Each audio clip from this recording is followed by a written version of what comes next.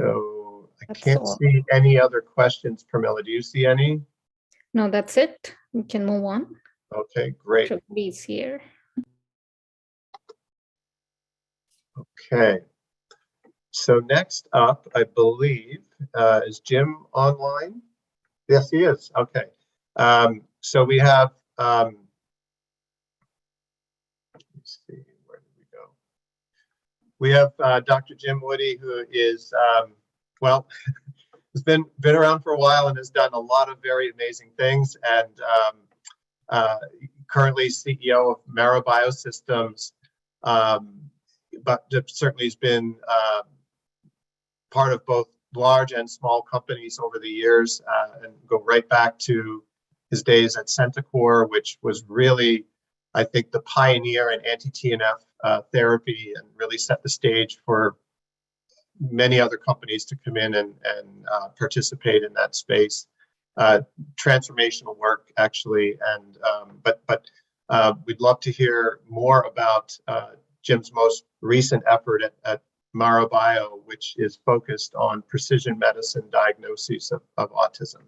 Jim, take it away.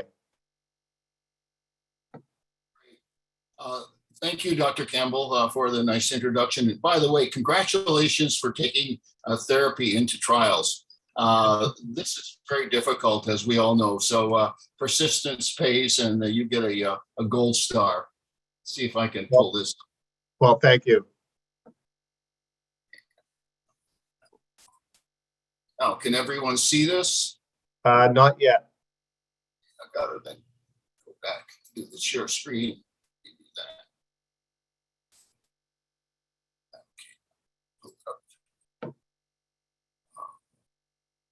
Unfortunately, it just disappeared. I'm going to have to go back and retry. Okay.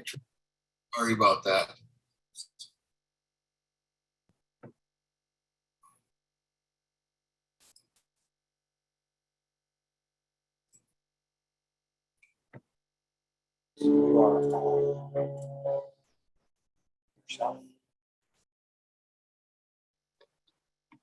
So far, we can't see. It's loading again. Oh, okay, it's loading. I got it. Okay. Now I'll try share screen. Can you see it now? Not yet. Let's see. Ah, here we go. That looks promising. I think you have shared the entire desktop, though. Do that. How do I get rid of that? When you hit share screen, you can just select that application, the PowerPoint, or Not Right. sure how. or you could make it full screen. Will that work? If you go to the three buttons at the top left, you should be able to expand to fill up the whole screen. Just increase the size of the window. Got it. There we go. Sorry about that. Hey, all right, that's it. All right, good luck. So first, I want to thank the Brain Foundation for sponsoring the Synchrony meeting. Since I'm a newcomer from the clinical therapeutic field, I've really found your conference to be extremely informative. And a special thanks to Pramila as mission control, who's done an amazing job at herding all of these cats along. So congratulations. Thank you. We believe we have a precision medicine company that's aimed at predicting autism before symptoms exist, and ultimately to allow parents a choice for 10 to 25% of autism cases per year, which I will explain later in the next detail. This is the first ever actionable diagnostic test, we feel, for assessing the risk of having an autistic child. And it's really based on the decade-long work of Dr. Judy Vandewater at the UC Davis Mind Institute, who many of you know. We believe it represents a really fundamental breakthrough for a subtype of ASD biology, simply by testing the mother's blood for autoimmune antibodies to fetal brain proteins. somewhat akin to the anti-folate receptor antibodies described by Dr. Quantros yesterday. So this is a precision medicine opportunity because we think it's the only technology that can both test for a child's risk of ASD before symptoms exist, and eventually serve as a companion diagnostic to allow parents to decide if they wish the mother to be treated with a novel therapeutic antibody that could eliminate these autoantibodies, allowing parents to have a normal child in 10 to 25% of ASD cases. More on this later with the details. We think there's a sizable market for this simple maternal blood test, which I'll explain as we go along. So I'll spend a moment on our team here. Dr. Martin Kligfield is chairman of MaraBio. He was on the board of Cure Autism, now that has merged into Autism Speaks. He has an autistic child and is well versed in all the aspects of ASD care, and is a MaraBio founder and the champion of our technology. Chuck Gardner is also a founder and was actually one of the builders of the UC Davis Mind Institute. He was the founder of Advanced Education and a founder of Hello Housing for ASD, built houses for ASD children. He is currently on the board of Community Living Options, and he has a child with autism and is a especially helpful contributor. Vince Lorenza is former chairman of the board of Becton Dickinson and recently joined our board. He has an autistic family member and is an enormous asset as an advisor on establishing the diagnostic testing strategy for our company. Judy Vandewater, who many of you know, has been working on this for over a decade. She made the amazing discovery and is the scientific founder of MaraBio. She's a real champion. I'm a pediatric immunologist. I was ironically drafted into the Navy from Boston Children's Hospital to manage their radiation injury program, as I had done bone marrow transplant. My Navy group was the first one to determine what HLA matching was necessary for successful marrow transplant. And my colleagues and I, with congressional approval, founded the National Marrow Donor Program, which has actually helped over 100,000 people receive transplants. I moved on to be Chief Scientific Officer of Centocor, where my team developed, as they noted, the first anti-TNF inhibitor called infliximab or Remicade for rheumatoid arthritis, Crohn's disease, and psoriasis, which is still sold by J&J for over $1 billion a year. I moved on and became general manager of Roche Bioscience, which is formerly Syntex, for 8 years. So I've recycled several times. I went on to be founding CEO of Oncomed, a therapeutic antibody company. And then I joined a venture fund, went over to the dark side and invested in 10 to 15 companies. 2 of them were antibody diagnostic technologies. We founded several companies that made drugs bought by big pharma. And one of them is actually selling for over $1 billion a year. So I've done a lot of different things as we moved along.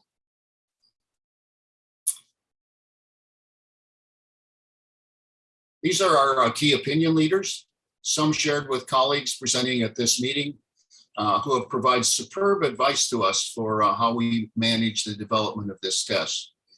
And the developmental specialists, we have Dan Corey, who I'm sure many of you know from Nationwide Children's, Robin Hansen from UC Davis Mind Institute, and Tom Fraser, the former CSO of Autism Speaks, all are phenomenal advisors for us. We also have David Traver, a very insightful local pediatrician here in Palo Alto that has a huge ASD practice, even a prenatal practice in his pediatric group. We also have OB and IVF specialists like Mary Poland, who ran the Stanford IVF clinic, and Sandra Carlson, who runs the Yale IVF program, and Jan Frudford was a large OB practice here in the area with ASD families. We have Bobby Rethmiller to help us design clinical trials, and Stan Lapidus is an advisor. Stan had a former company, Synaptics, for ASD genetic diagnosis. He also invented the Pap smear and Cologuard. So he's an amazing person with Sage device. Lastly, we have Nina Agenofor, an expert in diagnostic trials, statistical analysis, AI, and machine learning from Stanford University, who's really validated our technology.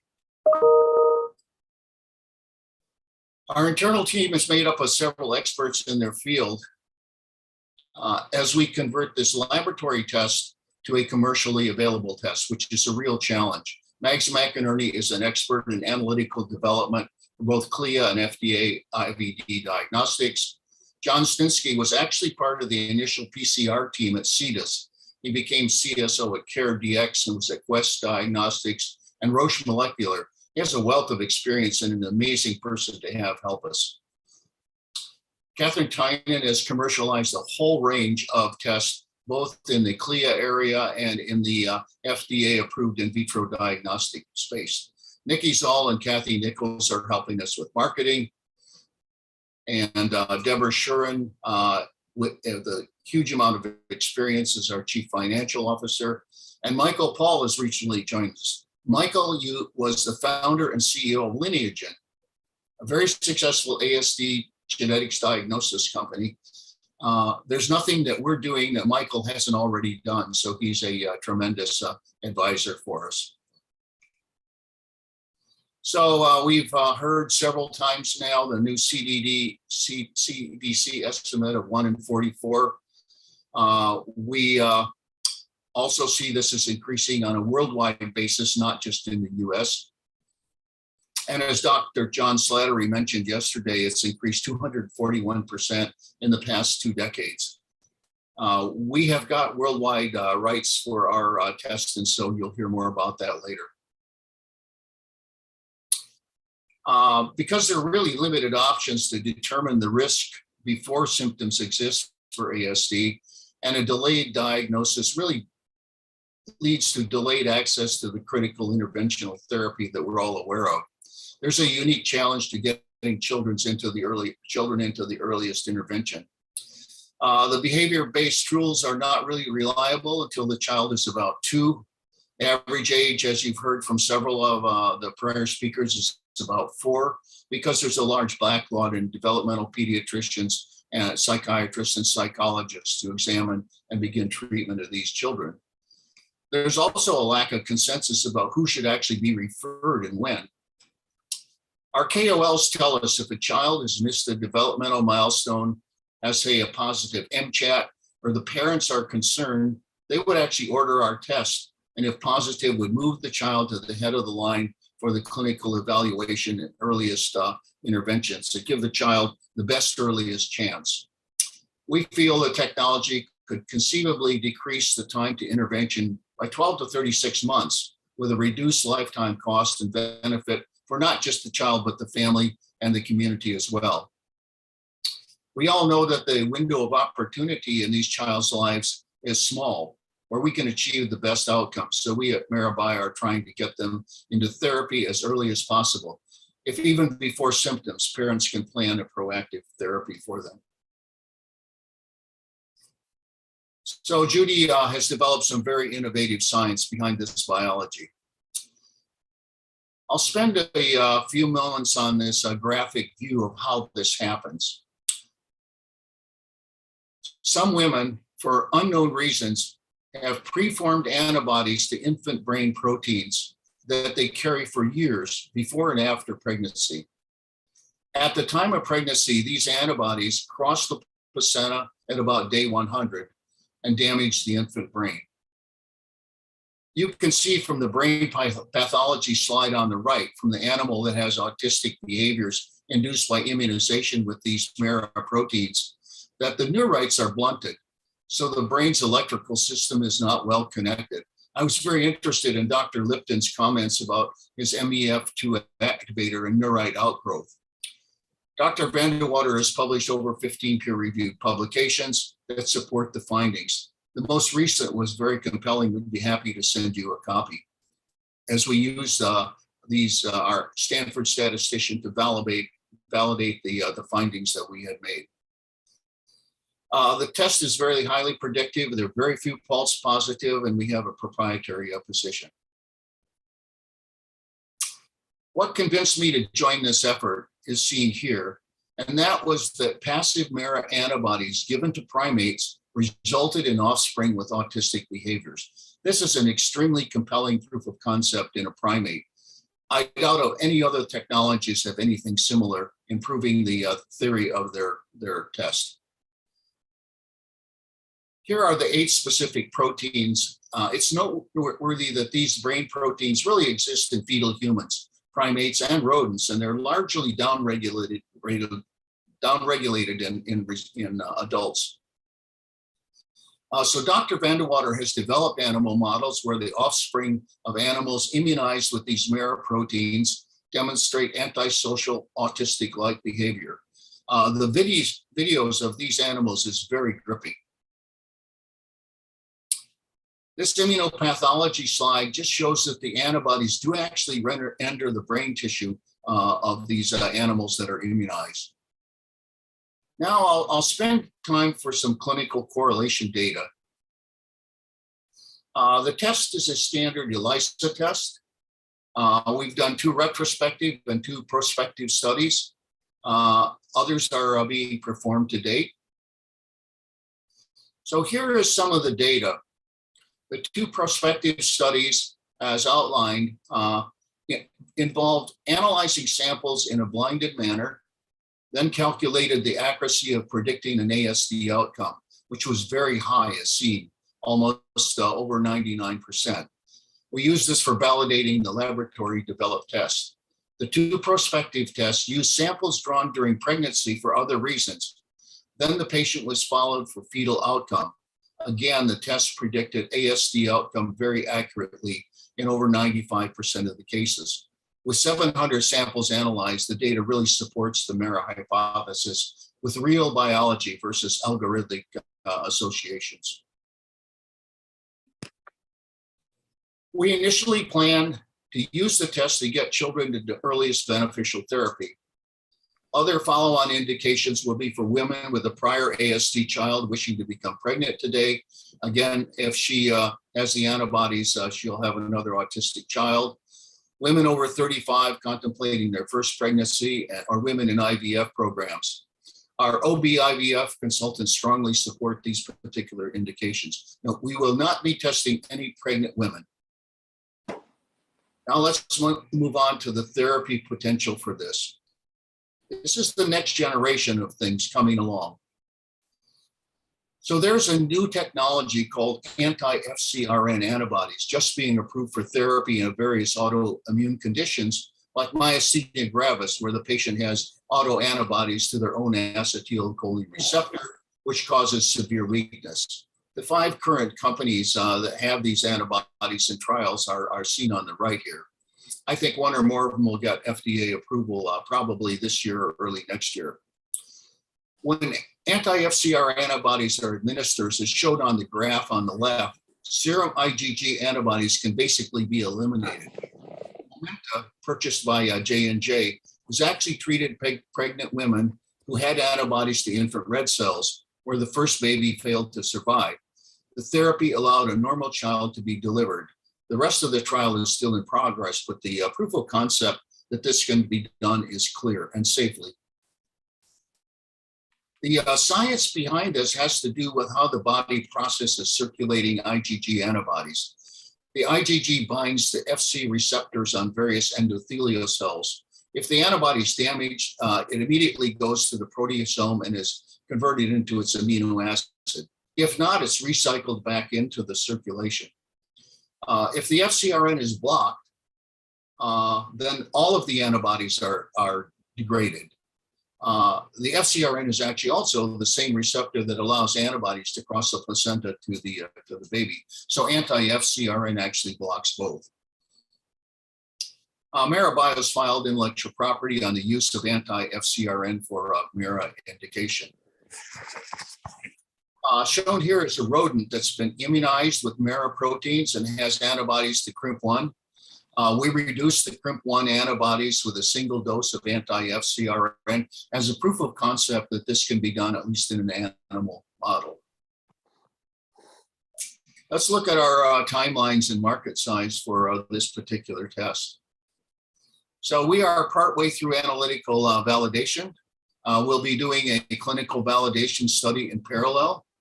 The anti-FcRn program will need quite a lot of animal model proof of concepts, which will probably take 12 to 18 months or more to do. The potential market size for the MERA test is large and growing. You can see the numbers, almost 750,000 people might be eligible for the test. So it's a very large market. So we think our test represents a paradigm shift. It's a simple maternal blood test, provides accurate risk for having a child diagnosed with ASD even before symptoms exist, gives us the earliest risk assessment and the earliest best therapy for the children with the lower cost, providing clinically actionable information for clinicians and choice for parents. We have a very proprietary position, large serviceable market, low risk regulatory business model, a CLIA regulated test not requiring FDA. We have a number of exit opportunities with different groups. And for the larger vision, these proteins have genes, RNA, pathways, and epigenetic influence, and may finally allow the vast genetics database to correlate with real biology that we can show damages the brain, and maybe give us new aspects to ASD, including potential therapies. So I will stop there, and I'm happy to answer any questions you might have. Okay, thank you very much, Dr. Woody. And so there are a couple of questions showing up here that I can see. I think we have time for maybe one or two. So one is, I've often wondered why and how one could, and this doesn't seem to be an issue in your case. Is that right? You just showed some data where it does actually get into the brain. Is that right? Yeah. In the developing infant, I think the blood-brain barrier is less secure than in adults. That was also outlined by the antibodies to the so similar sort of things that they do leak across into the brain. Interestingly enough, we find these antibodies in blood bank samples. So the antibodies are quite widespread, not just in the women that we're considering. Okay, thank you. And then there are two related questions here about the prevalence and pattern of these antibodies in women. So does the antibody profile of a woman change over time? That's the first question. And the second is, what % of women with an ASD child have these antibodies?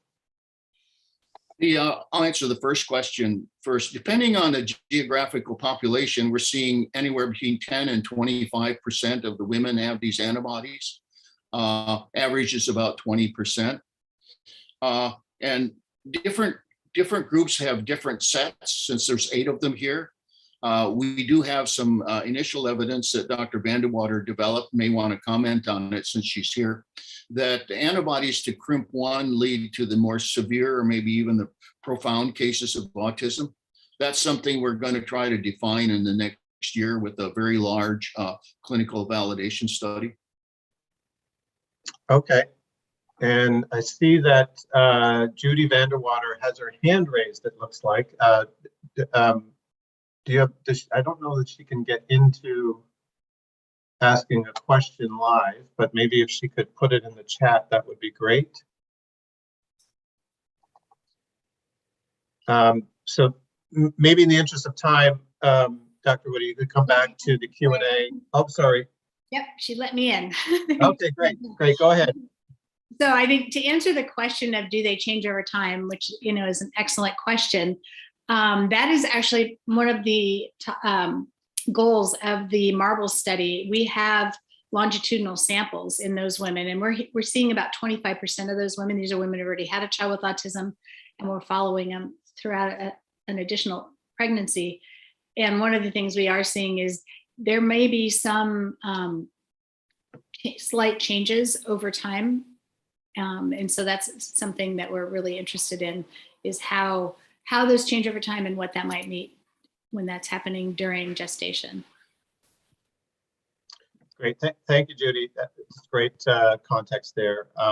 So maybe there are a couple of other questions, both in the Q&A and the chat, that maybe you could come back to, Jim, while we're while we proceed to the next talk.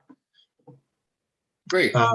So without further ado, I'll move on to the next speaker, who is Dr. Eric Wan from WAVE Neuroscience. He is both president and chief medical officer there. Dr. Wan has a very decorated career, both in the military and also in the general population as a physician, and has seen, I think, the full spectrum of different types of medical situations, and now he's applying all that experience and expertise to developing TMS, or transcranial magnetic stimulation for Kleefstra syndrome, and maybe I'll just turn it over to him now to tell us about what's going on at WAVE Neuro. Sure. Thank you so much for the introduction, and we're really honored to be with all of you today. I've had the opportunity to listen to a bunch of the presentations throughout the last 2 days, and it's really inspiring to see all the advances in the field. And we'll share a bit about ourselves today, but just a virtual standing ovation to Pramila and the Brain Foundation. This has been an exceptional symposium, and we'll share some of our contributions to the science. I'll start by introducing our disclosures. Alex, who's to my right, and myself are employees and minority shareholders of WAVE Neuroscience, but we will just present the science and the data and avoid commercial bias. We have numerous funding resources, which we'll touch on in a moment. And then Dr. Mason Harrell will also present his experience. He has a daughter with Kleefstra syndrome. This is an a genetic form of autism with some unique characteristics. He has a unique perspective as well as both a physician, a scientist who's triple board certified. So we'll launch right into it. Part of the reason you're seeing this intermingling of military approaches, special operations, and then autism, it left me scratching my head at first glance, but this technology was really engineered and innovated to help the brain function better and more efficiently as an organ. And when we use that as our end goal, we can touch many different conditions and diagnoses. We're very careful to say this is not a panacea or a cure for any of these conditions. It's not even disease modifying, but we're seeing some significant and promising data as it relates to a number of different symptom clusters. And as it relates to developmental delay, we're seeing some encouraging results. So the military's interest is in human performance and optimization, and this can be applied across a number of different platforms. And so we have a wonderful team, proud to work with all these individuals, scientists, engineers, physicians, all getting together with a common goal and purpose. We also have a deep bench of advisors and consultants, some that you may recognize, but all both wonderful people who are purpose-driven and have really advanced the science for us. So feel very privileged to be working with all of them. Hey, excuse me, Eric, I don't think your slides are changing. I'm not seeing them change here. I'm still seeing the title slide. Are you in slideshow mode? I am, but let me try redoing that. Hopefully this will work.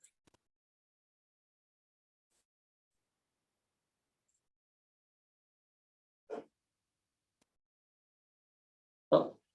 When you share your screen, share on as well. That was working there, Eric. All right, let me try that again. Go and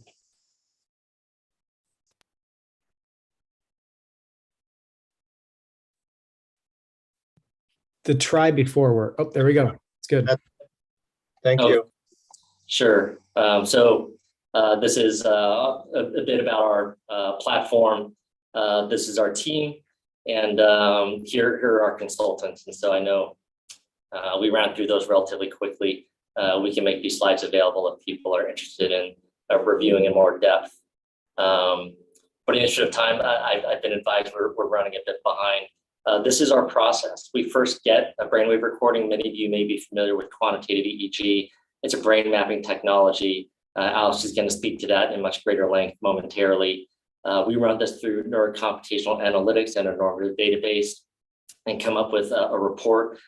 This has been transformed from what used to be a 30-page report into a one-pager that is intended to be much easier to understand, taking some very complex neuroscience and distilling it into more easily interpretable biometrics. And then we're stimulating the brain using an FDA grade class 2 medical device. It's called transcranial magnetic stimulation, but we're individualizing and personalizing protocols unique to each individual. And then we can create a virtuous loop of doing these EEG scans every couple of weeks, and then ensuring that we're achieving the progress objectively and scientifically. We're very proud of our research partners. We've invested quite a bit of resources, time, and energy into validating the results that we're seeing. This is a partial list, but we're embarking on even more studies in 2022, moving to larger sample sizes and outside of just pilot data. And I'll turn it over to Alex to talk a bit more about our EEG science relative to autism. All right, so heading over to what Dr. Wan just covered, an EEG is a measurement of cortical electrical activity. It could be taken during eyes open or eyes closed states. It could be taken when someone's awake or asleep. And there are different frequencies of activity that are generally expected during these different stages of alertness or sleep, eyes open, eyes closed. And when you start looking at subjects who have been diagnosed with autism or developmental delay, developmental disorders, there are common endophenotypes or features that reveal disconnective features in this EEG. So there are features, as you can see here on the left. This is looking at default mode network function, which is generally a reflective network and occurs during eyes closed waking states. We see when we compare this as well against normative controls that there are differences. And I'm going to focus on that on the next slide as well. Here's a comparison. On the left is typically developing controls versus autism confirmed children. And you can see that there are these darker lines that progress from left to right of the screen, going from 30, 60, 90 to 120 months up to 10 years of age. And we can see that the x-axis is frequency for eyes closed resting EEG. And everyone starts with a frequency approximately below 8, but you can see typically developing children around 30 months have a dominant brainwave frequency of about 8 hertz or 8 oscillations or brainwave oscillations per second. That progresses up to about 10 to 11 by about 90 to 120 months. And when we're comparing that against autism, what we can see here is that frequency maxes out at about 9 to 10 hertz. So there's a frequency component here that's intrinsically underdeveloped when we're looking at children with ASD. And this component is something that's important to recognize and understand, because when it comes to alpha activity, this has been demonstrated to be reflective of our sampling frequency, essentially the number of pieces of information we're taking per second. It's explained by Nyquist's rule of frequency sampling, but the faster the frequency, the faster generally our sensory perceptive rhythm is. So this is one of the components that we find is generally reported in literature as disrupted in autism. Another component is something called coherence. And coherence is how well connected the brain is, given the different frequency bands I referred to earlier. You have slower frequency activities, theta and delta, and these generally occur during stage 1 sleep or deeper periods of sleep, and then waking rhythms, eyes closed being this alpha rhythm, and then eyes open being beta. And fairly reliably, what's found is that this alpha rhythm, in addition to being slower in its expected frequency, it's also less connected in general, especially between anterior and posterior cortical regions. That is, it tends to be hyperconnected posteriorly, and there's underconnectivity between posterior and anterior regions. So you might have excess of alpha activity in posterior regions of eyes closed resting EEG, but you'll see that it's quite underdeveloped in frontal-central regions. This has been confirmed and reconfirmed with multiple studies. Here's a connectome.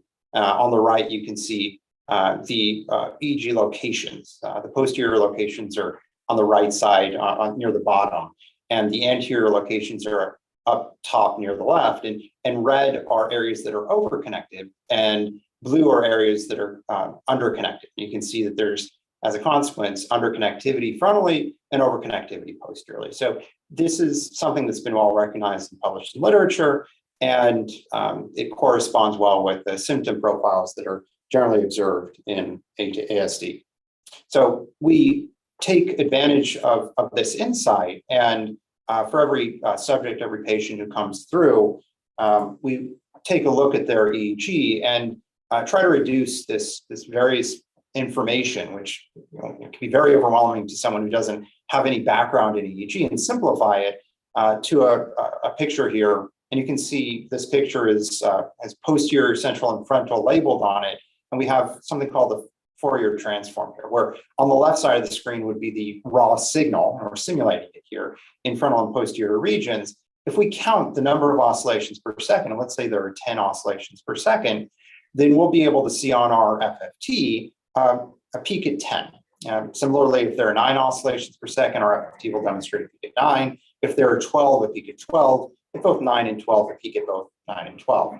So we can get from this a frequency component and also an amplitude component for the EEG duration that we're recording. And we tend to see this for 10-minute eyes closed EEGs. And what we see on the right is for typically developing adult or child, a dominant posterior rhythm at about 10 to 11 hertz. You can see that peak there. And then the same corresponding frequency in central and frontal regions. The peak is sharp, which tells us that there's no other activities occurring. We don't see peaks slower off to the left or faster and off to the right, neither theta or beta frequency ranges. Now, when we take this test and we start looking at our children who might be coming in with ASD diagnoses, we start to notice fairly profound changes or differences rather than just resting eyes closed function. Here we see highlighted in red on the right the alpha frequency band for a child with autism. We can see that there's a frequency of about, let's say, 9.5 hertz in posterior.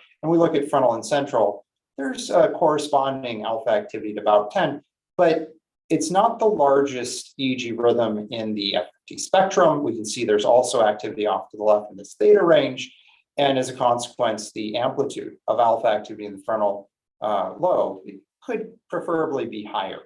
So we take this information and we then utilize it with neuromodulation in order to try to get the EEG that's on the right to shift and look more like the EEG on the left through entrainment of cortical tissue. So the technology referred to earlier, this RTMS, we call it magnetic EEG, EKG resonant therapy.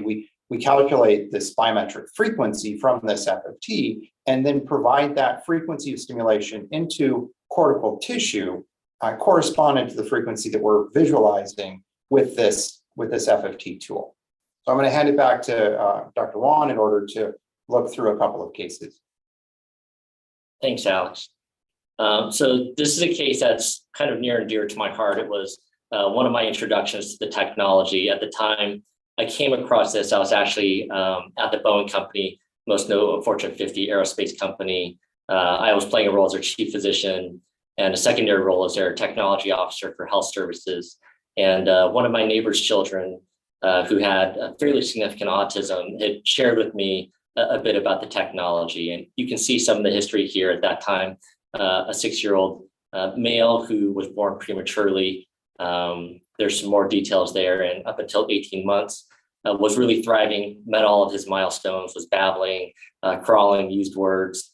And then around 18 months, there were some lost milestones, and he stopped responding to his name. He lost his words and language, began stemming, doing hand flapping. All of his tests actually for quite a while was coming back normal.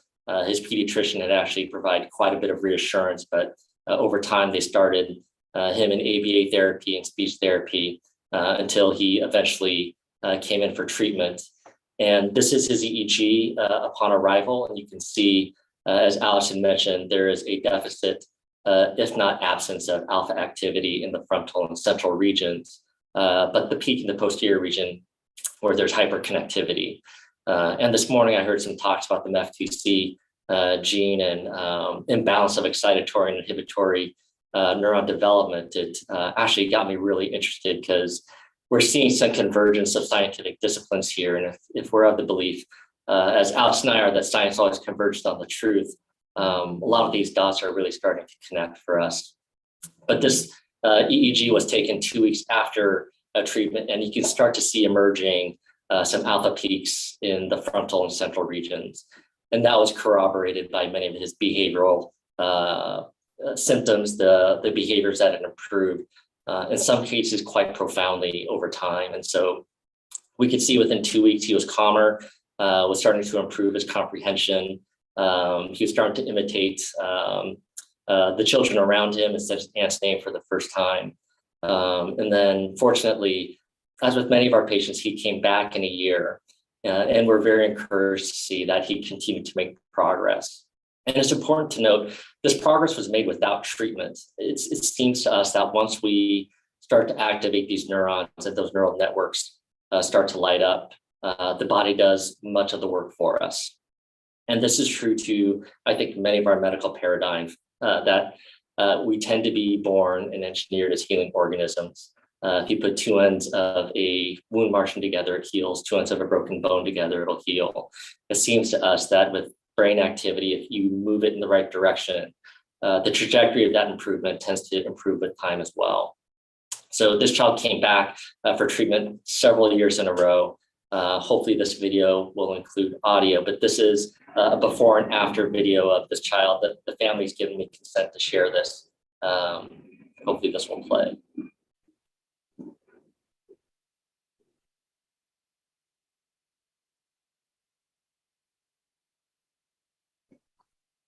And then they had to go, they went on vacation, they went somewhere. Okay, I need it. And if we do miss one or if he moves too much, we usually just add another one to the end.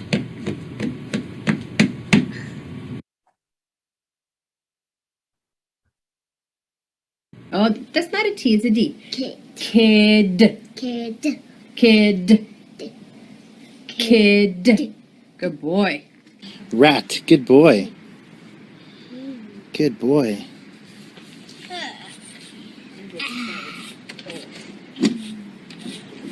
When? So before I turn it over to Alex, I should mention not every child has this kind of progress, but we're really encouraged by his change, and it was part of what compelled me to move over to join this organization. And he is now much older, obviously, but he no longer requires IEPs. He's at grade level and is making friends and has done quite well. So let me turn it over to Alex to share a bit more about some of the work that we've done. So I'll show another case report right here, and we're going to go ahead and launch into some of the chart reviews that have been performed. I just wanted to note that for the therapy, we measure individual alpha frequencies, which can vary person to person. So we task the RTMS device to match with the frequency that we're measuring in the EEG, and one person might receive stimulation 9 hertz or 9 times per second, or another one might receive it 11 times per second. And these are daily 30-minute sessions where stimulation is applied over the course of Monday through Friday, generally 5 days a week, and then EEGs are taken serially, as was mentioned earlier. Here are twins, identical twins, and you can see this line here, February 15, February 17. This is the baseline for the identical twins, and their EEGs look a little different. And the severity of their disorder was also similarly different. And we can see from left to right the general and gradual formation of a peak for the top at about 10.5 hertz, and for the bottom case from left to right, a gradual development in this rhythm also at about 10. Although this case on the bottom far right has a peak also posteriorly at about 8. So when it comes to cortical tissue and network function, it's different person to person. But following 1 month of therapy, for both cases, they reported improvements in cognition. Attention to language was very exciting for the family. So we've been seeing this for many years now, application of the technology. And there are a couple of studies and chart reviews that have been performed on the populations that have gone through this. This was one of the first ones back in 2014, an N of 26 that followed up. Children went through clinic that received this for mean of 24-month period of time after the period when they received and underwent the therapy. And it was 26 cases who had a baseline CARS score, childhood autism rating scale. I believe this audience understands that score. Severe is, I believe, 40. Well, 40 plus is where we get moderate, and severe is 40.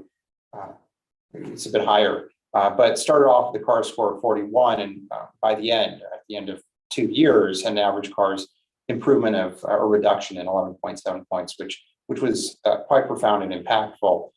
To note, the cutoff score for some of these, some perspectives is between 28 and 30 for CARS. But this is just the initial look of in-clinic intervention. We more recently took a look at subjects who had received 40 sessions over the course of 2 months of consistent therapy. And you can see here baseline CARS score. This is an N of 167 taken from a couple of clinics who were providing this therapy. A baseline score here of about 39.1. And then over the course of the 2 months, quite an impressive reduction down to an average or mean of 33.9. We went ahead and further stratified by baseline severity just to take a look and see, who would be most benefiting from this type of intervention, at least in this clinical setting. And what we were excited to see is those who were most severe had the greatest proportion of reduction, and those who were near to the bottom, they didn't improve as much. And we can see from this that symptom severity was in some way corresponded to the degree of change over the course of time. This technology we're seeing applied not only in the States, but in other countries. An Australia group recently went through, and this is in progress for publication right here, and looked at 12 subjects as they received stimulation over the course of approximately a month, and they found BCS and PCS before and after stimulation that there was quite a few domains on the CARS. You can see the subdomains on the right that changed dramatically. Adaptation to change being one of them, and then taste, smell, touch, use, and response, and then fear and nervousness. So there were a couple of domains that were more responsive, at least, but we're excited to see that this is having an impact in multiple domains, and not only on populations in the States. And just to kind of bring back to what we're seeing on the scientific level, we're trying to interact with and provide neuromodulation to cortical networks. And autism is essentially thought of as disorders, a spectrum disorder, where there may be different types of real diagnosis hidden in there. And just to highlight that, Phelan-McDermott and Kleefstra syndrome are also considered to be subtypes of autism, or have a population percentage that also have autism. We're finding and seeing that there's a similar change in networks when we're providing neuromodulation to these networks and to these subgroups. I'm going to hand it over to Mason Harrell, who has a pointed discussion on Kleefstra syndrome. Mason, if you're there, go ahead. Yep. Thank you so much. Everybody can hear me okay? Yep. Good. Yeah.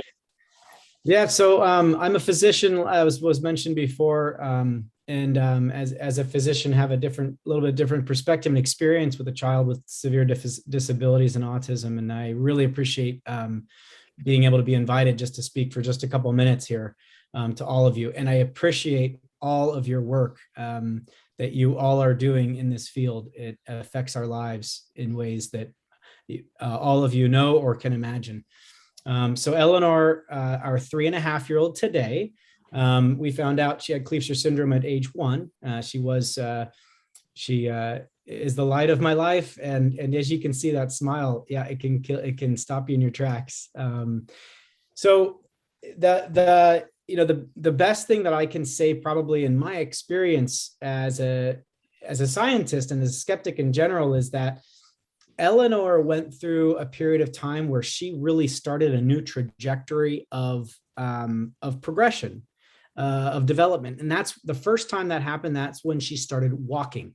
When she started walking, there was just a brain developmental increase in trajectory.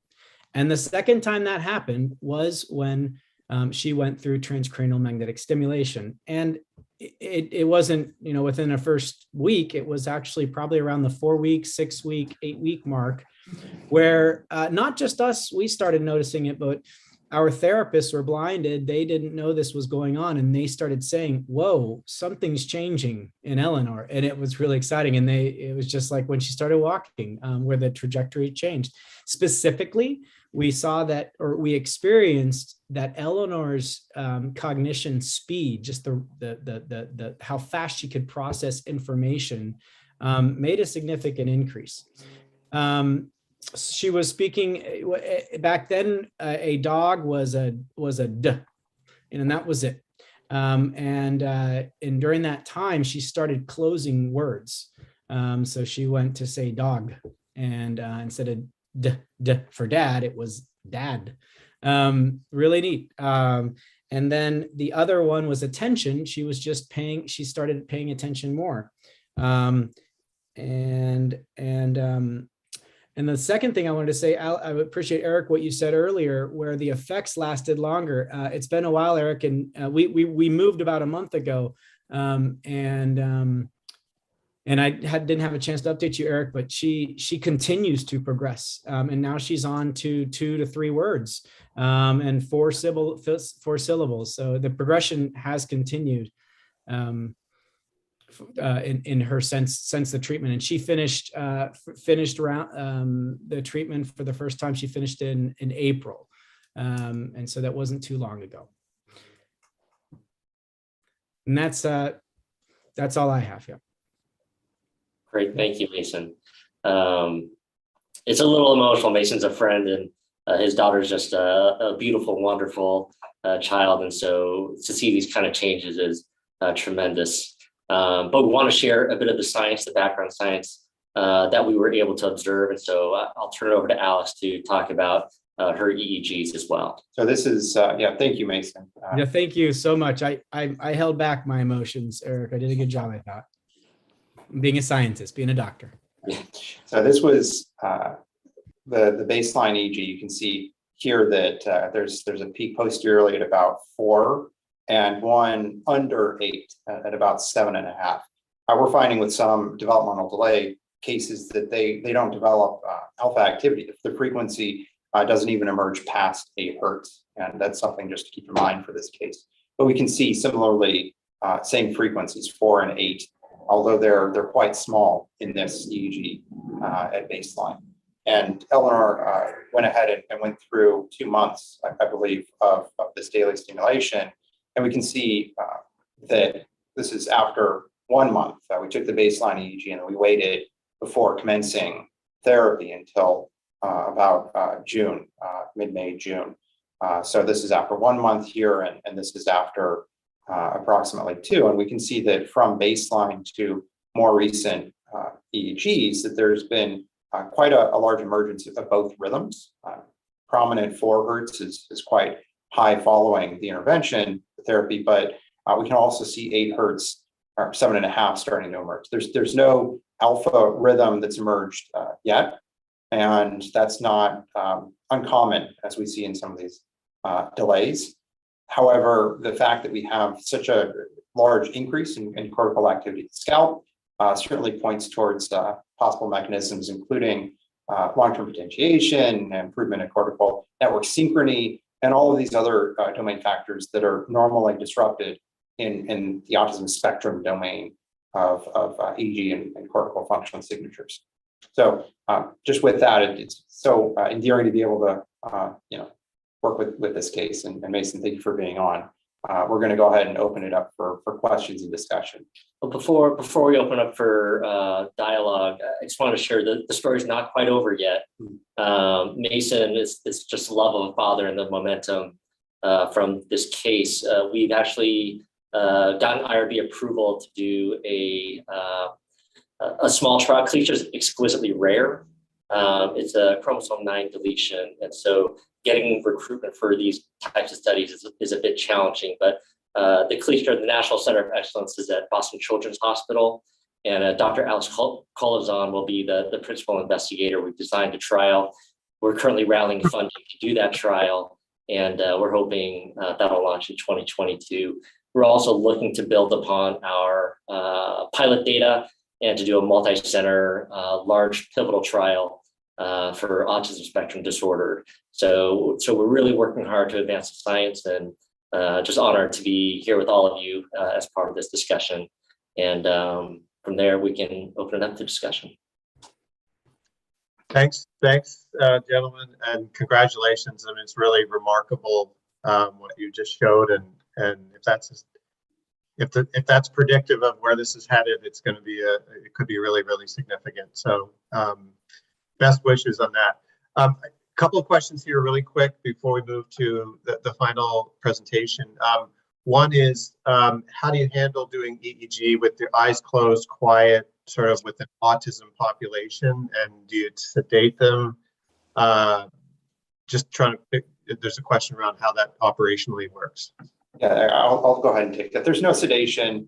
The technicians who are doing this have been trained and gone through a vetted process that requires hours and hours and hours of training. It's very difficult to put a cap on the head of a child with autism to get them to close their eyes, where you have to use cotton swabs. There's a lot of patience involved, and the EEGs themselves can take multiple sessions before we get something that's clean. But they work cooperatively with the family. They send the caps home with the parents in order to habituate the children to the test. There's a lot of effort required in order to get something that's clean. And even if we're unable to get something that's clean, the family may be informed that the visualization on the data might be a little bit less ideal, but you can still calculate a method for therapy regardless. So, that's closely handled with the family and with an excellent team of EEG specialists in all the areas where this is being practiced.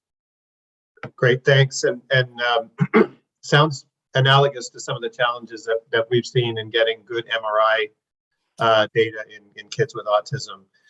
But one question I had was, so far what you showed was this treatment as a standalone, and the response times are pretty quick. So would you expect maybe even either a more pronounced effect or no synergy between that and, say, ABA going on at the same time, or other intervention going on at the same time?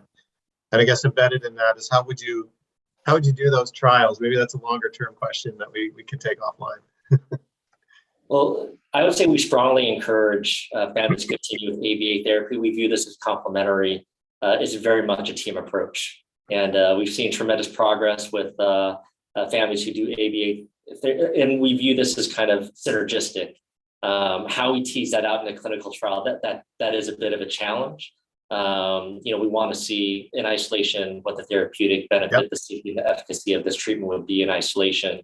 But in practice, our oath and our mission, of course, is to serve our patients in the best manner possible. And we believe that the multimodal team approach is going to be the best for each family.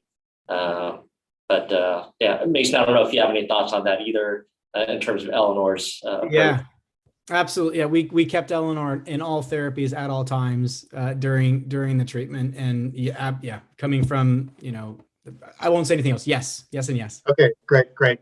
So again, thanks, bravo, guys. And I think there are a couple of other questions there. If you don't mind answering in the Q&A dialogue box, that would be great.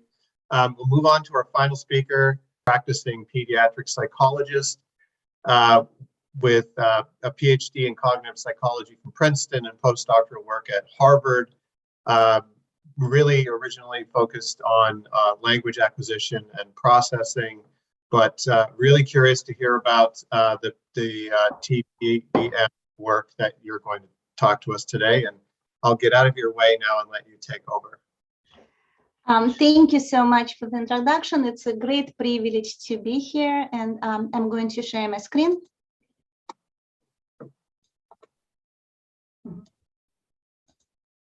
Okay, I hope everybody can see it. So thank you to the Brain Foundation for inviting us to speak. I'm speaking today here on behalf of Jellica Light. I'll be talking about our first clinical trial that we have just completed. And before I move on to the presentation, I just want to give credit to people who deserve it. These are our co-authors, our scientific advisors, people without whom this research wouldn't be possible. Special thanks to Dr. Fratkin, who is a pediatric psychiatrist and who acted as a PI on this clinical trial. Many thanks to Professor Nazer, who shared her wisdom with us in the most generous way. Without all these people, this research wouldn't be possible.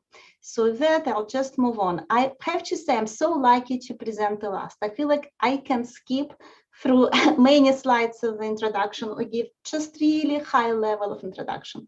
What is transcranial photobiomodulation? In some ways, like transcranial magnetic stimulation that was described before me, it's a way to stimulate the brain. This is what Professor Navier called optodynamic therapy, and maybe it's the most accurate name for this technology, but basically it's a non-invasive treatment and it stimulates brain transcranially with near infrared light. In our trial, it was pulsed near infrared light. Now, what happens when near infrared light reaches the brain? It's being absorbed by the cells. Specifically, it activates mitochondria, and there were so many excellent presentations, amazing presentations at this conference that showed intimate connection between mitochondria and autism.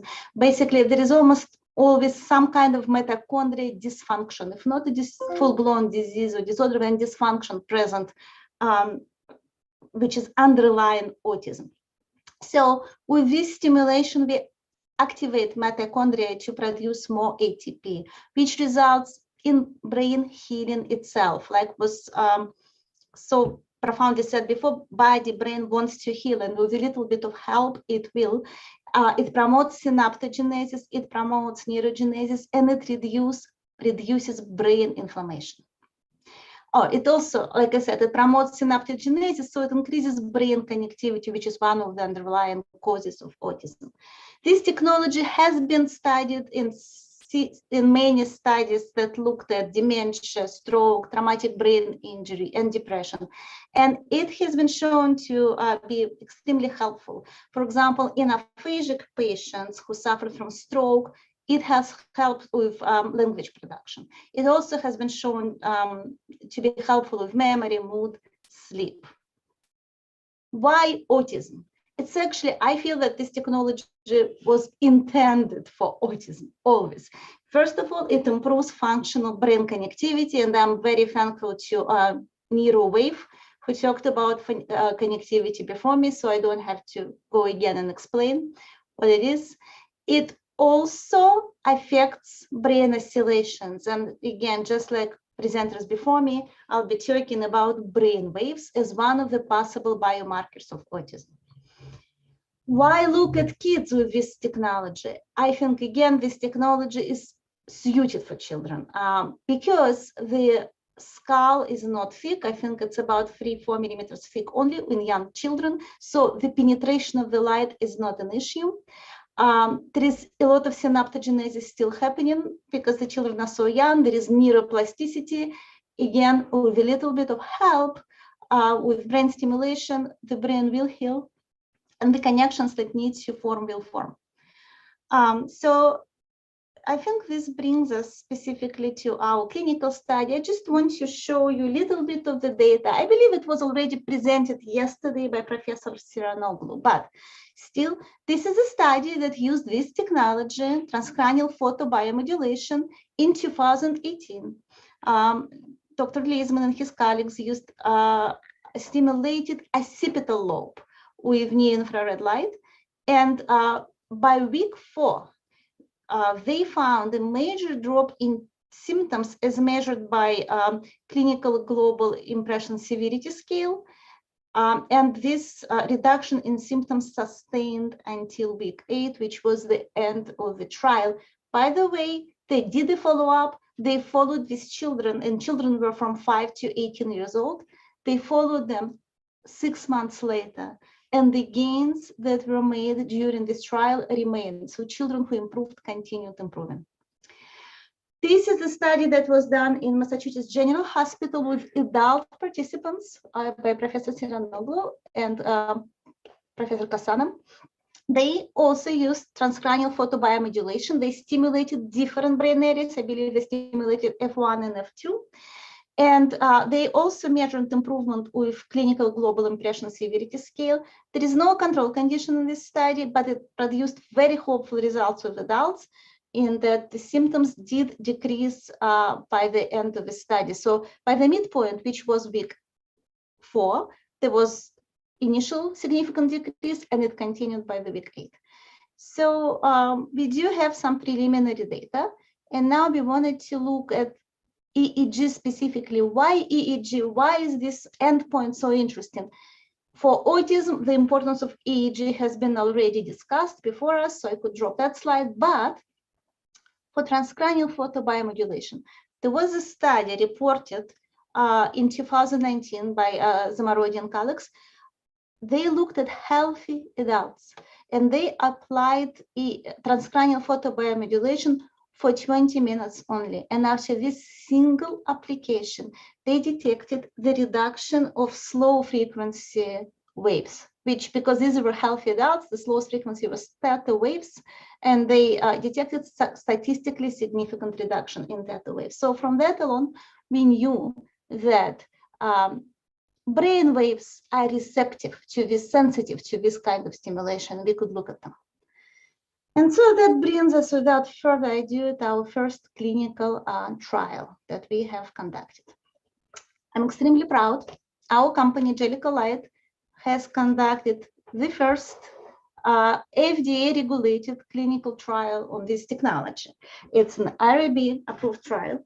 We recruited children 2 to 6 years old, and the study was conducted in clinics in Brooklyn and Manhattan, and we did our best to recruit children from diverse background. We recruited male or female participants between years 2 to 6 years of age. We really closed. We received so many calls. Parents are so desperate from 8 and 9 years old, and we said, no, we're stopping at 6. This is our first study, and we really want to get into that critical window for language learning, because we want to see what this way of neurostimulation does, what it does, how it affects language learning. All our participants have been already diagnosed by moderate or severe autism spectrum disorder, not by us, by a licensed professional. And we allowed all participants to continue receiving the therapy. If somebody was receiving ABA, of course, please do. Our only request was not to start it during the course of the trial. So whatever you have been doing before the trial, go ahead. Please wait for 2 months until this is over to start something else, because we really didn't want any confounding variables. We had an inclusion criteria, and the main one, we excluded kids with epilepsy. That was really the main. I think we had to exclude one child because of that.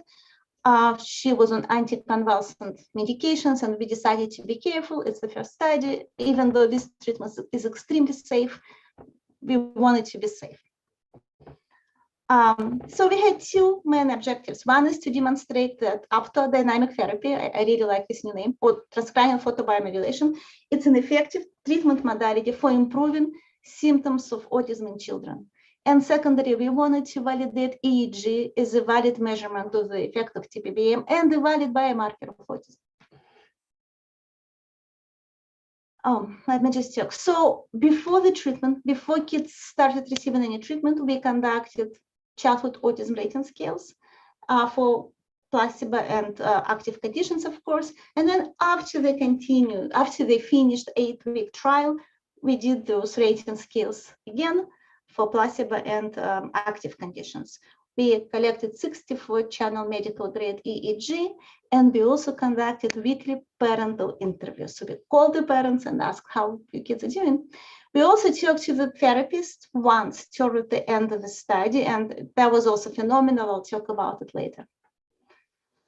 So it was a randomized, double-blind, placebo-controlled study. On this picture, you see a little boy. His name is Anthony. He was one of the oldest participants. He was the most, if not the most, one of the most severe kids. He's completely nonverbal.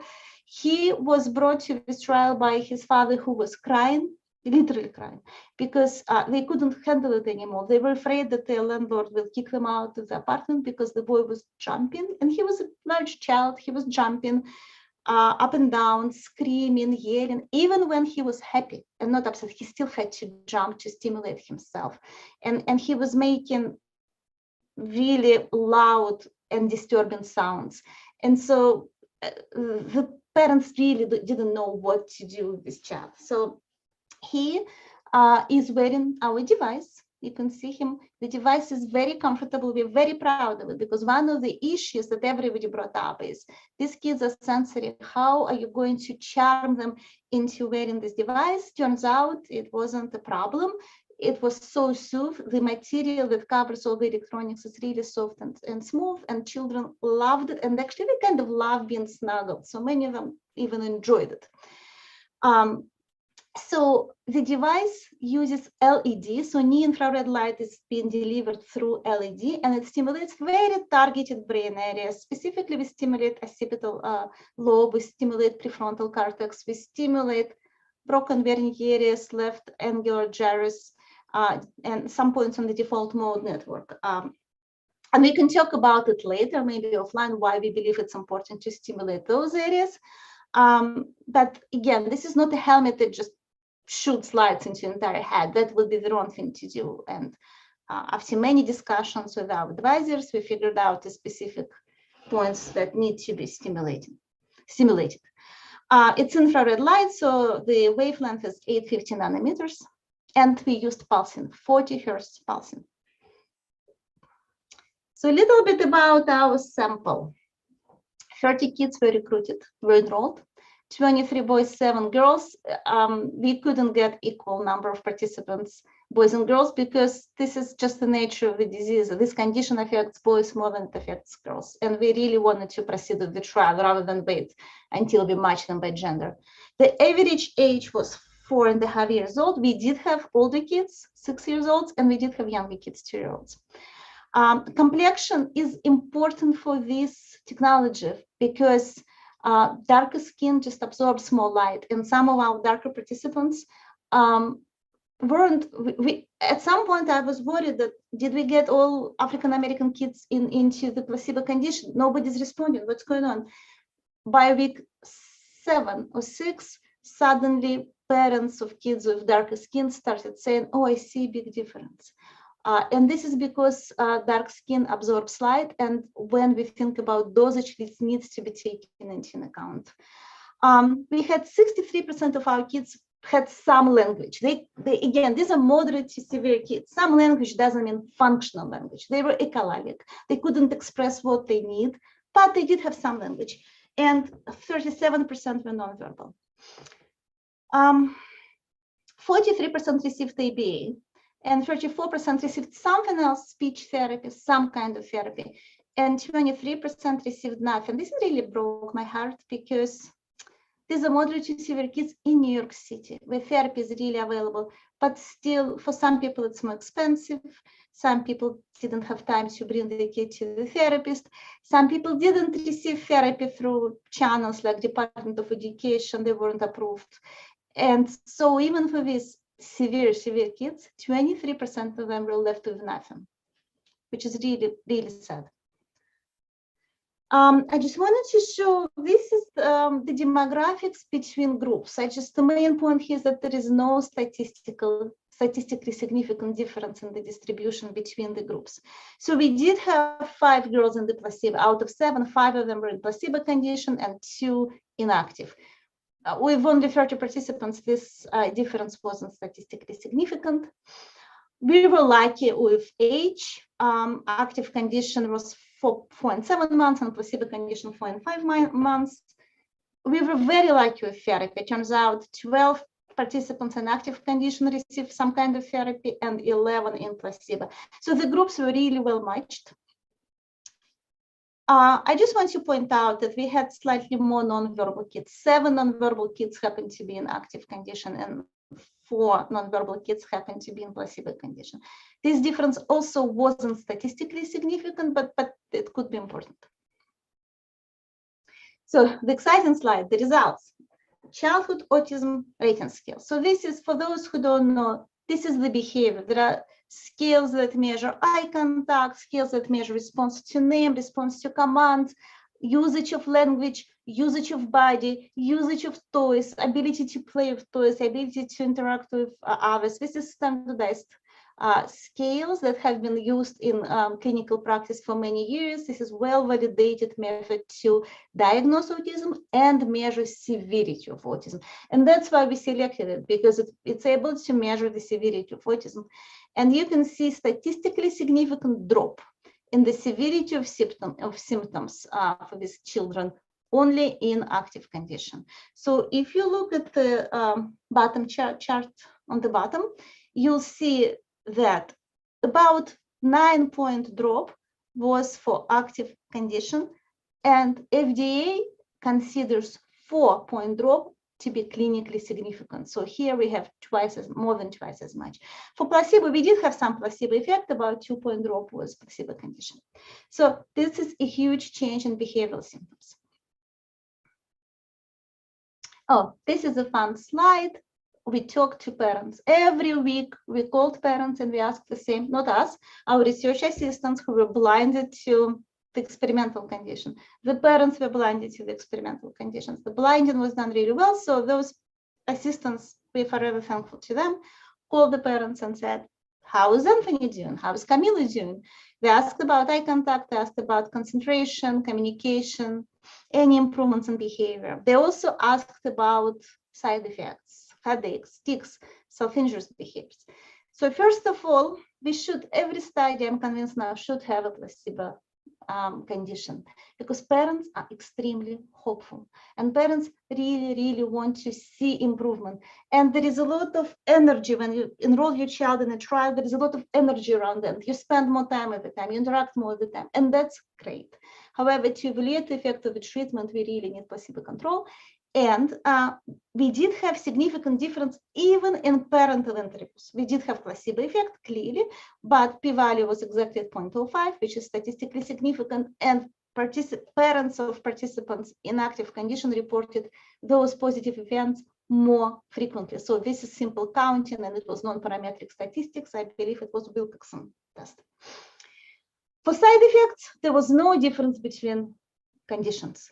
So again, at least for the 8 weeks, for the duration of the trial, this is a very safe treatment. Nothing happened to the participants of active condition that was statistically or clinically different from the participants in placebo conditions. We did have a couple of kids who became more active or a little bit overactive, and that resolved spontaneously after a couple of days. Now moving on to EEG. So we looked at the intensity of delta wave. Remember the slide I showed in the beginning of the presentation that showed EEG data from Zamarodi?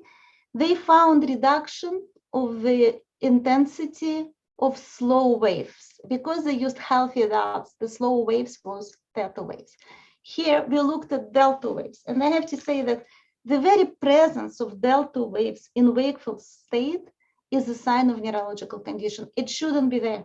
These are deep sleep waves, unless the brain is inflamed, unless something is happening to the brain. I'll talk about it later, but for now, I just want you to look at the top chart on the top.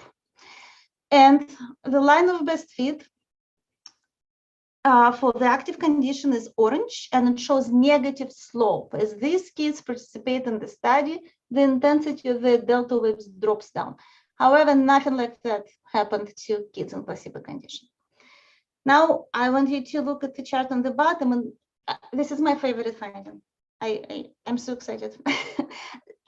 We correlated the change in delta waves with the change in CARS. So the y-axis shows you change in CARS, and 0 is the midpoint. For some kids got worse and their score went up. Some kids improved and their CARS dropped down. And the x-axis is the change in delta. So if you look at the bottom left corner, these are the kids who are doing the best their cars is low and their delta waves is low. And you see majority of kids here are red, which is active condition. And if you look here, you see kids with high presence of delta waves and high car scores. This correlation was hugely significant. R squared is 0.64 and p-value is extremely small. What did we just do? We validated, first of all, both our measures, right? We found intermeasure validity, which is hugely important. We also validated delta waves as a potentially biomarker of autism, because again, when there is something off with the brain and it correlates with the behavior, the intensity of delta wave is higher. When did this change in delta wave happen? Again, the presentation before me talked about also change in EEG and brain waves, and I think, if I'm not mistaken, they mentioned by week 2, by 14th day. We found the same here. By day 14, again, the red chart represents the intensity of delta, sorry, the red line represents the intensity of delta waves. We see statistically significant drop. Nothing happened, obviously, to placebo condition. And what's interesting is that the behavior changed by week 3 or 4. So when we analyzed the data, we noticed that change in delta waves preceded the change in behavior. We didn't know it as we were doing the study, of course, but after the analysis was complete, we noticed that first, there is electrophysiological change, at least in our trial, right, with 30 participants. I don't want to overstate the case, but it is what we found. So first, there is a drop in the intensity of delta waves by about day 14. And then in a couple of weeks after, parents become really excited and report changes in behavior. Now I want to talk about therapies, because also it coincides nicely with the presentation right before me. Therapists had no idea about this trial. We asked the parents, please, for the purpose of the study, do not tell the parents, the therapists, that your child is enrolled in a study. Just don't do it. And about week 7, close to the end of the participation in the study, obviously for active and for placebo conditions, we asked parents for the permission to contact the therapist. And we called the therapist and we asked, did you see any changes in Anthony or in Camilo and Kira for the last 2 months? And the therapist said overwhelming response was the same: better eye contact and better focus, better responsiveness. Now these kids are no longer running around banging their head, for those who did, and they're not withdrawn, not looking at the therapist. They're there and they're willing to learn, they're able to focus, and they can interact. So I really think that this brain stimulation and brain modulation can reach its maximum potential in synergy with the therapy. Because for the therapeutic techniques to work, you need a child who is able to respond and receive. And this is what we want to give the therapist. I just want to mention that delta waves, we didn't come up with it. They have been identified as a possible biomarker of autism before us by other researchers. Again, delta waves are usually present during sleep, and they are called slow wave sleep. However, in wakeful state, they can be present if there is some neurological abnormality, specific microglial activation, inflammation, and they also are present in classical mitochondrial disease and autism spectrum disorder. For example, they have been found in Rett disorder, which is a type of autism spectrum disorder. So this is very consistent with the literature, and we found it in our randomized clinical trial, which is, I think it's great. We had a lot of happy parents. I could be reading these testimonies. I just want to say, instead of reading these testimonies, I just want to say that we had several kids who were relabeled by their therapist spontaneously. Again, the therapists didn't know the kids are participating in the trial. They relabeled the kids from severe to moderate and transferred them to the next group. So we had a 5-year-old girl who was severely autistic. By the end of the trial, her teachers in school convened and decided to transfer her to moderate group. We followed up with the mother. She continues 2 months later. She continues to study in the group for moderate kids, and she's doing really well. We had 2 identical twins, and one happened to be in a control condition and one happened to be in active condition. And that was actually heartbreaking for the parents who were bringing them both and who really wanted to help both of their children. But the child in the active condition progressed. The teachers were gushing about him because he started signaling that he wants to use the bathroom. He turned 6 during the trial, and so did his twin brother. He started communicating his needs. Bathroom wasn't the only need that he was communicating, but he started communicating through individual words, through signaling. He became more interactive, and that was a huge change in his life and life of his parents and in life of his teachers. Unfortunately, that didn't happen to his identical brother who was in placebo condition. So where are we now? We just submitted for breakthrough medical device designation based on this data. We also just received yesterday a patent for the design of our device. And so we want to move on to phase 2 clinical trial. We want to test more kids. We want to expand the age of the kids up to 12 years old. Yes, we love neuroplasticity, but we believe we can expand this window. We want to prove that our device works best in synergy with ABA, and we want to do this comparison between kids who receive and do not receive ABA. We only used CARS for measurement. We want to use very specific measurement. We want to use at language outcome, at cognitive abilities, executive functions, and we want to look at various biomarkers. Most importantly, in our new version of the device, we want to collect EEG in real time with transcranial photobiomodulation to see exactly what's happening in the brain as light comes in. And we want to match behavioral outcomes with EEG data in much more specific and detailed level. And of course, the future is personalization of this device. For every child is different. Every child has her own or their own developmental trajectory, their own story, and we want to be able to make this available and effective for every child. I just want to say a huge thank you to our team. We have an amazing team of colleagues, scientific advisors who are leading us. And I want to say huge thank you to Brain Foundation for inviting us to present. It's truly an amazing privilege to be a part of this group. This is just reference.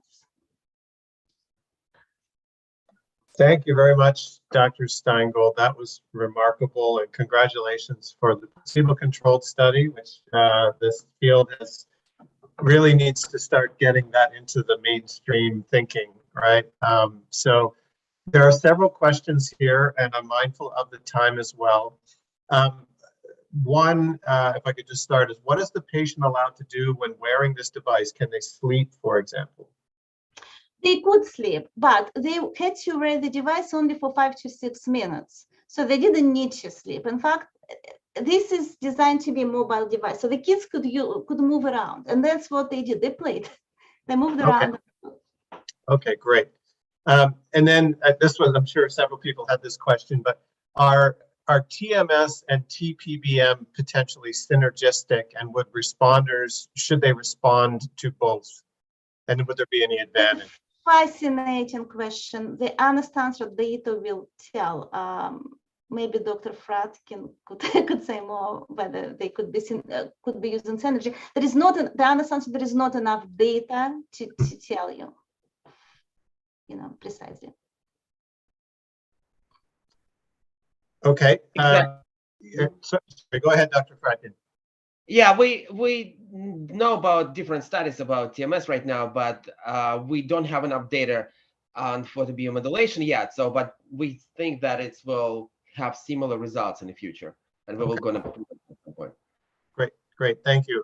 And then the last question I have on the, sorry, maybe it's not the last question.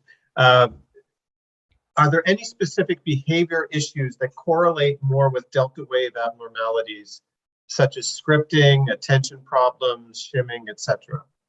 So I think it's a fascinating question, and we have to mine data for this information. We have this data. We just finished the trials. We didn't look at that level of specificity yet, but I have to tell you, I think attention is, because again, there was something that all therapists reported to us, that kids became more focused. And I do think, and this is just my intuition, I have to do correlations, that the drop in delta wave and the increase in focus go together. That's just my answer today. I have to look at the data. If it changes, I'll let you know. Sure, fair enough. It's early days, right? And the device is not available yet. Is that correct? It's not available yet. It's been investigated. We're starting phase 2 clinical trial. As soon as we can, we'll start phase 2 clinical trial, and we can't wait to make it available. Actually, we see dire need. Yeah. Okay. And so you mentioned the phase 2, or the phase 2 study design changes, and you're going to include sort of with and without ABA. Is that correct? Yes, we are going to look at this condition separately because we believe it works best in synergy. So we need to prove it.